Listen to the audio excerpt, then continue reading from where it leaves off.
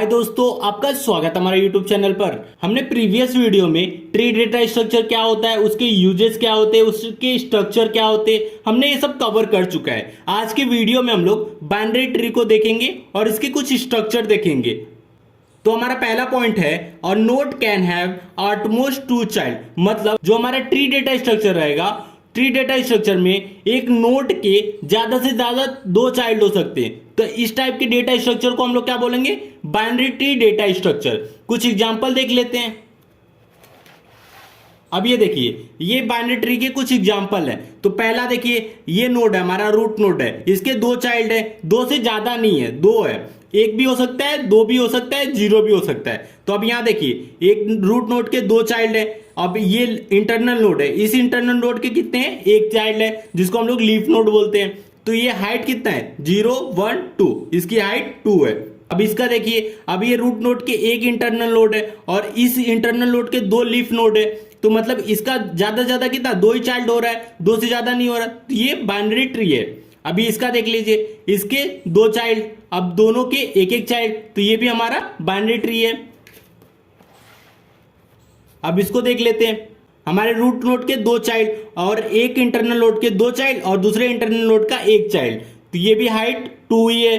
अभी इस स्ट्रक्चर को देखते हैं। ये देखिए, ये रूट नोड है, इसके दो चाइल्ड और दोनों जो चाइल्ड है उनके भी दो दो चाइल्ड। मतलब हर लेवल पे जितना मैक्सिमम चाइल्ड हो सकते हैं उतने चाइल्ड है, क्योंकि अगर एक नोड है तो उसके ज्यादा ज्यादा दो चाइल्ड हो सकते हैं। अभी देखिए, इसके भी ज्यादा ज्यादा दो चाइल्ड हो सकते हैं। तो मतलब हर लेवल पे मैक्सिमम नोड है, तो उसको हम लोग क्या बोलेंगे? फुल बाइनरी ट्री बोलेंगे।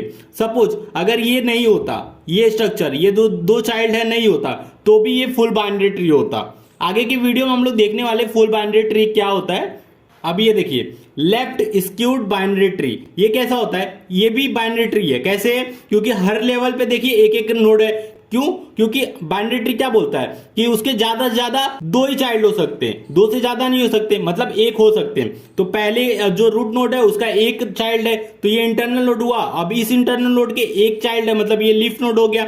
तो एक एक चाइल्ड है, इसलिए लेफ्ट साइड है, इसलिए इसको लेफ्ट स्क्यूड ट्री कहते हैं। मतलब हर लेवल पे एक नोड रहेगा और लेफ्ट साइड जब रहेगा तो उसको हम लोग बोलेंगे लेफ्ट स्क्यूड बाइनरी ट्री।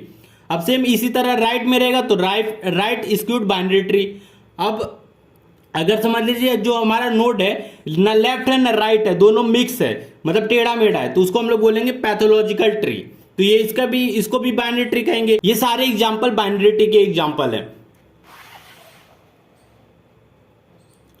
दूसरा पॉइंट क्या है? Binary tree use to implement various algorithm such as searching, sorting, graph algorithm.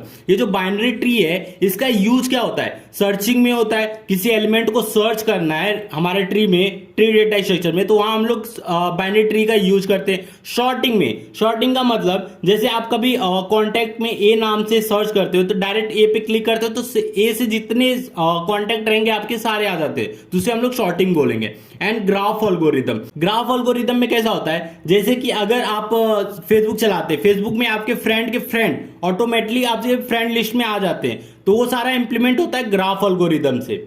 हमारा थर्ड पॉइंट है, binary tree have many application like data storage, retrieval, expression evolution, network routine end game AI. तो binary tree का बहुत सारा application है, उसमें हमारा data storage में भी हम यूज करते हैं। रिट्राइवल, किसी भी डेटा को जब हम लोग रिट्राइव करते हैं, मतलब डेटाबेस से निकालते हैं, तो वहां भी बाइनरी ट्री यूज होता है। एक्सप्रेशन इवोल्यूशन, जैसे कि हमने स्टैक भी पढ़ा था, एक्सप्रेशन इवोल्यूशन में जो हमारा अर्थमेटिक एक्सप्रेशन होता था उसको हम लोग इवोल्यूएट करते थे। तो यहां भी सेम बाइनरी ट्री से भी हम लोग एक्सप्रेशन इवोल्यूशन कर सकते हैं। नेटवर्क रूटीन में भी हम लोग बाइनरी ट्री का यूज करते हैं। गेम एआई, ये सब में भी हमारा बाइनरी ट्री का बहुत बड़ा रोल है। अब हमारा चौथा पॉइंट है, maximum number of node in a binary tree of height h is n max is equal to 2h+1 - 1। अब ये कैसे फॉर्मूला है? सपोज अब देखिए, मैंने हाइट 2 का मैक्सिमम नोड बनाया, मतलब इससे बड़ा हो सकता है क्या? अब हाइट 2 का मैक्सिमम नोड इतने ही हो सकते हैं, इससे ज्यादा नोड हो सकते हैं क्या? क्योंकि हर लेवल पे दो दो नोड है, तो ये क्या फुल बाइनरी ट्री है। तो हाइट 2 के कितने नोड है इसके अंदर? अब देखिए, इस ट्री की हाइट कितनी है? 2 है, और इसमें कितने नोड है? 1 2 3 4 5 6 7 नोड है। तो ये कैसे आया? अब इसका फॉर्मूला देख लीजिए, N max equal to 2h+1 -1। तो हम लोग सिंपली इसको लिखते हैं एन मैक्स तो मतलब कितने नंबर ऑफ नोड हो सकते हैं हाइट 2 के, तो हम लोग उसको नप रहे 2h+1 -1। अब 2 हाइट कितना है 2 है, तो 2 + 1 -1 2/3 -1 8 -1 = 7। मतलब अगर हमारा हाइट 2 है तो 2 में मैक्सिमम नंबर ऑफ नोड कितने हो सकते हैं 7 हो सकते हैं। अब इसे हम लोग इंप्लीमेंट किए, अब देख लीजिए 1 2 3 4 5 6 7, अब देख लीजिए 7 नोड आ गया। मतलब ये फॉर्मूले से हम लोग क्या फाइंड आउट कर सकते हैं, maximum number of node find out कर सकते हैं।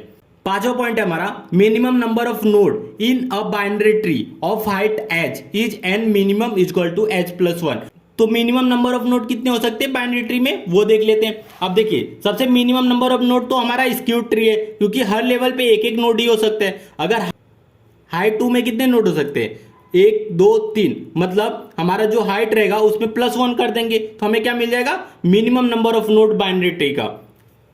अब इसका फॉर्मूला देख लीजिए, अब देखिए हाइट 2 था उसमें कितने नोड थे 3, तो h+1 किए तो हमें क्या मिल गया मिनिमम नंबर ऑफ नोड।